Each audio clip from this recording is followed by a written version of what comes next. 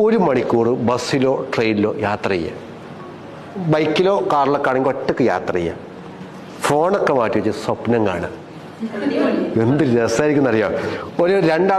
ഒരാൾ പ്രേമിച്ചിട്ടാണ് ഈ ബസ് യാത്ര തുടങ്ങുന്നതെങ്കിൽ യാത്ര കഴിയുമ്പോൾ കല്യാണം കഴിഞ്ഞ് 2 കുട്ടികളായിട്ടുണ്ടാവും ഇല്ലേ? പഠിക്കുന്ന ഒരാളാണെങ്കിൽ ഈ സ്വപ്നം കാണുന്നെങ്കിൽ യാത്ര കഴിയുമ്പോൾ ജോലി കിട്ടി, വൺ സെറ്റപ്പോ.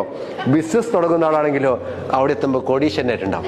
ഞാൻ ഈ സ്റ്റോറി ടെല്ലേഴ്സ് ക്ലബ്ബ് എന്ന് പറഞ്ഞ സ്ഥാപനം, അത് തുടങ്ങുമ്പോൾ ഒരു യാത്ര നടത്തി. 1 മണിക്കൂർ ഞാൻ ഇറങ്ങുന്നൊരു ഇറക്കുണ്ടായില്ല, കോടീശ്വരനായി ലോകത്ത് മുഴുവൻ പ്രചരിച്ച് വൺ സെറ്റപ്പ്. ശരിക്കും നമ്മൾ അനുഭവിക്കാത്തൊരു സാധനം, നമുക്ക് റിയൽ ലൈഫിൽ കിട്ടാത്തൊരു സാധനം ഒരു ഇമാജിനറി വേൾഡിൽ നടത്തുന്ന പരിപാടിയാണ് ശരിക്കും ആ യാത്ര. അല്ല, നമ്മളൊരു സാങ്കല്പിക ലോകത്ത് ഭയങ്കര എനർജി ആ സാധനം.